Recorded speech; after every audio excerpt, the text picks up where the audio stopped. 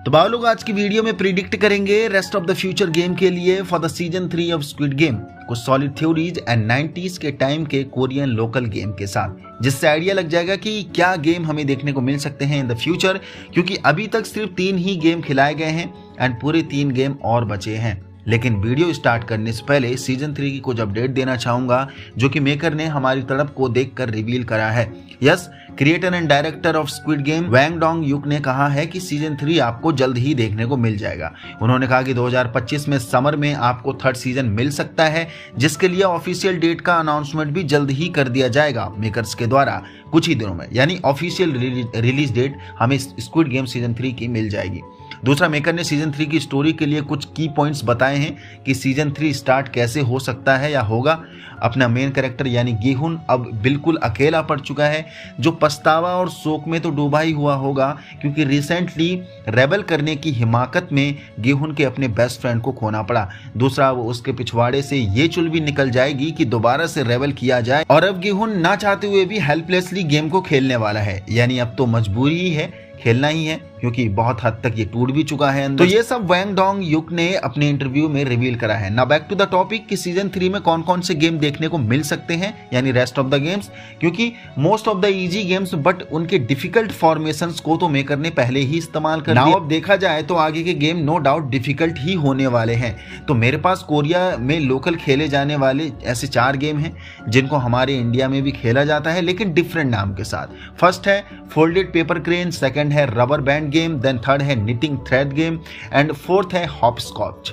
तो इन चारों गेम को डिफाइन करने से पहले नजर मारते हैं पोस्ट क्रेडिट सीन के गेम पर, क्योंकि हमें यह तो समझ में आ गया कि game red light green light होने ही वाला है। दूसरा, माइनर सीबी मोमेंट को रीड करने के लिए पापी गुड़िया के साथ साथ एक गुड्डा और लगा दिया गया है। तो मुद्दे की बात यह है कि वही same red light green light game होने वाला है या देखने को मिल सकता है हमको, जो हम अभी तक देखते आ रहे थे, या फिर कोई एथलेटिक रेस को इंट्रोड्यूस करा जाएगा, क्योंकि रेड लाइट और ग्रीन लाइट जलती नजर आ रही हैं। तो जाहिर सी बात है कि पिछले वाले गेम की तरह वॉइस कमांड नहीं होगी, यानी सॉन्ग वगैरह नहीं बजने वाला होगा।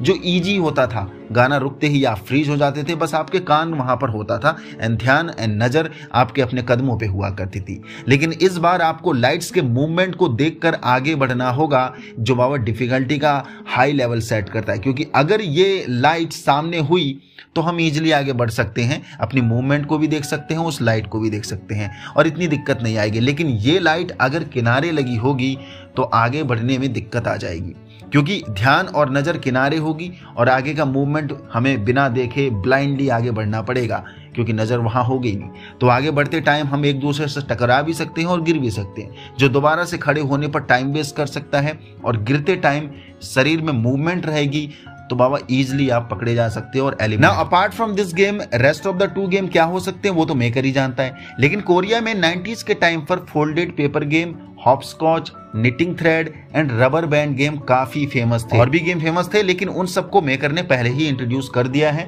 तो अभी इन 4 गेम को डिफाइन करते हैं, क्योंकि मे बी इनमें से कोई एक हो सकता है या मिल सकता है हमको।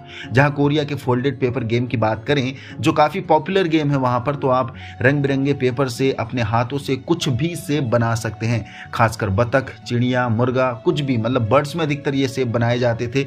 तो अगर देखा जाए तो ये गेम भी काफी डिफिकल्ट है, जहां मेकर इसमें से आपको एक टाइमिंग दे देगा, यानी 5 मिनट 10 मिनट कुछ भी, एग्जाम्पल के तौर पर कोई भी टाइमिंग हो सकती है, और यहाँ पर एक डिफिकल्टी सेट कर देगा या एक नंबर सेट कर देगा कि कोई भी 5 सेब एनिमल के या बर्ड के हमें बना के दिखा सकते हो आप दिए गए टाइम के अंदर। और अगर ऐसा नहीं कर पाए, और मतलब वो सेब जितने भी होंगे वो रीजनेबल होने चाहिए, मिलते जुलते होने चाहिए, जो भी एक्चुअल बर्ड या फिर जिसे आप रिप्रेजेंट करना चाहते हो उससे।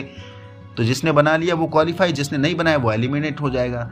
तो बाबा डिफिकल्ट तो है ये। बाकी दूसरा गेम है हॉपस्कॉच। वैसे इस गेम की काफी वैरायटीज हैं, और हमारे यहाँ लोकल भाषा में इस गेम को अड्डू भी बोला जाता है, जहां पर 8 या 10 डब्बे चौक से जमीन पर बनाए जाते हैं और एक पांव से लंगड़ी करके फेंके गए अड्डू को टच करना होता था अंदर, उन बॉक्स के अंदर जाकर एक टांग से।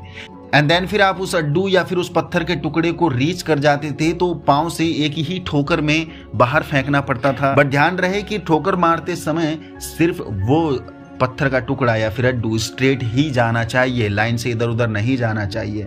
अगर वो स्ट्रेट जाने की जगह लाइन से इधर उधर हो गया या फिर लाइन कट करके भी चला गया, जो बॉर्डर लाइन है उन दोनों को कट करके भी चला जाता है, तो आप आउट हो जाते हैं। दूसरा, इस गेम को और भी डिफिकल्ट तब बनाया जाता था जब आपको लिमिटेड काउंट के साथ ही लंगड़ी कूद के जाना होता था अंदर। मान लिया जाए सिर्फ 8 बार एक टांग से लंगड़ी कूदने का मौका मिलेगा तुम्हें, उसमें ही आपको उस बॉक्स के अंदर भी जाना होता है, उसी में आपको उस अड्डू को बाहर भी ठोकर मार के फेंकना होता था या निकालना होता है, वो भी नियम के तौर पर, और उसी काउंटिंग में आपको फिर से उसी बॉक्स में से बाहर भी आना होता है। ड्यूरिंग दिस होल इवेंट आपको एक ही टांग पर खड़ा रहना होता है। तो मोस्ट प्रोबेबली बहुतों ने खेला होगा बचपन में ये गेम, खासकर ये गेम लड़कियां अधिकतर खेलती हैं, लेकिन हम हरामी लौंडे थे, लड़कियों के साथ ही जबरदस्ती घुस के खेला करते थे, और लड़कियों से ज़्यादा हम लोग इतने एक्सपर्ट हो गए थे उस गेम में, साला हमें लड़कियां खिलाने ही नहीं लगी थी बाद में। तो ये गेम भी काफ़ी डिफिकल्ट है, और मुझे गट फील हो रहा है कि ये गेम शायद 3rd सीजन में मेकर इंट्रोड्यूस कर सकता है, क्योंकि ये काफ़ी पॉपुलर एंड डिफिकल्ट गेम भी है। थर्ड है रबर बैंड गेम। जैसे कि नाम से ही पता चल रहा है, एक रस्सी या फिर 2 रस्सियों के साथ इस गेम को खेला जाता है।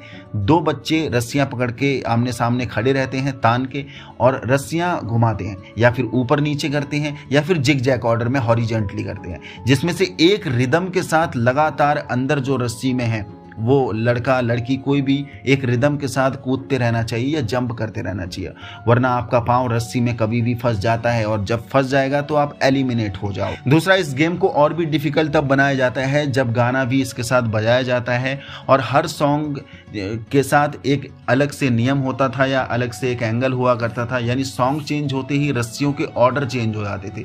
जो रस्सी अभी ऊपर नीचे चल रही थी वो जिग जैग ऑर्डर में आ जाती थी सडनली, जो बहुत हद तक आउट करने का एक अच्छा नियम है।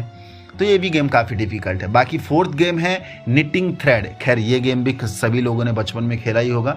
ये गेम सिर्फ 2 लोगों में ही खेला जाता है। एक धागे से सेब को दोनों हाथों में उंगलियों की मदद से डिफरेंट डिजाइन बनाया जाता है, और दूसरा बंदा कोई भी 1 या 2 थ्रेड खींचकर कभी स्क्वायर का सेब बनाएगा या फिर रेक्टेंगल का सेब बनाता है, उसी डिजाइन में से जो डिजाइन दूसरे वाले ने बुन रखा है उन थ्रेड के साथ। इसी के साथ साथ अगर सामने वाले ने इजी डिजाइन बनाया है तो दूसरा वाला बंदा उस पूरे थ्रेड को यानी उस पूरे डिजाइन को उससे छीन कर अपनी उंगलियों में पिरो लेता था।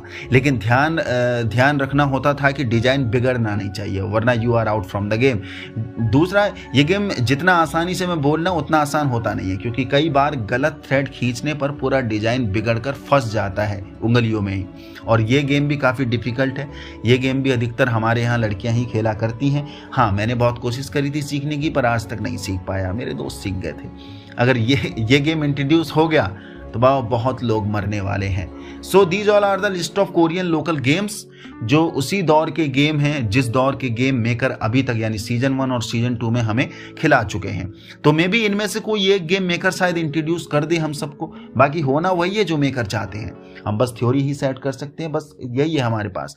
तो देखते हैं बाबा, बस 6 महीने बाद हमें सीजन 3 भी मिल जाएगा, यानी जुलाई में, मे बी जुलाई में ही पॉसिबल है। तो वो दिन ज़्यादा दूर नहीं है, और कुछ दिन बाद ही हमें ऑफिशियल डेट भी इंट्रोड्यूस कर दी जाएगी मेकर के द्वारा। तो यहाँ तक पहुँच गए तो इसका मतलब वीडियो आपको पसंद आई है। पसंद आई तो लाइक कर दीजिए, नए हो तो चैनल को सब्सक्राइब कर दीजिए। बाकी आपकी तरफ से क्या ओपिनियन है आगे के गेम के लिए, और भी कोई गेम ऐसे हैं जो शायद मैं नहीं काउंटर कर पाया हूँ, तो यस नीचे कमेंट बॉक्स में जरूर मेंशन करके जाना कि आपके हिसाब से क्या गेम हो सकते हैं, मतलब रेस्ट ऑफ द 3 गेम। हाँ, स्क्विड गेम तो होने वाला है, तो 2 गेम की बात करें तो उन दोनों में से क्या गेम हो सकते हैं डिफिकल्टी के हिसाब से एंड ईजली समझने के हिसाब से भी, क्योंकि जितने भी गेम अभी तक हमें दिखाए गए हैं वो सारे गेम इजी बहुत हैं, लेकिन उनकी डिफ़िकल्टीज और उनकी जो शर्तें और नियम हैं उनको पालन ना कर पाना, भाई एलिमिनेट तो हो गए जो हम देख भी आ चुके हैं, मौत का नंगा नाच, है ना।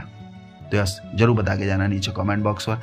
बाकी यस नेक्स्ट वीडियो किस पे बना सकते हैं स्क्विड गेम के ऊपर, मैं सोच रहा हूँ कि कैरेक्टर डिजाइन जो जितने भी कैरेक्टर्स इंट्रोड्यूस करे गए हैं उनमें से ही कुछ ना कुछ प्रिडिक्शन निकाली जाए, थ्योरी निकाली जाए कि कौन मेन विलन और हो सकता है। क्योंकि ये सीजन 2 जितना आसान हमें लगा देखने में, जितना प्रिडिक्टेबल हमें लगा देखने में, मेकर की ये चाल भी हो सकती है कि इसी के अंदर बहुत से लूप होल हों और क्लूज हों जो हमें अभी तक दिख नहीं रहे हैं। तो देखते हैं भाई, जरूर बता के जाना नीचे कमेंट बॉक्स पर।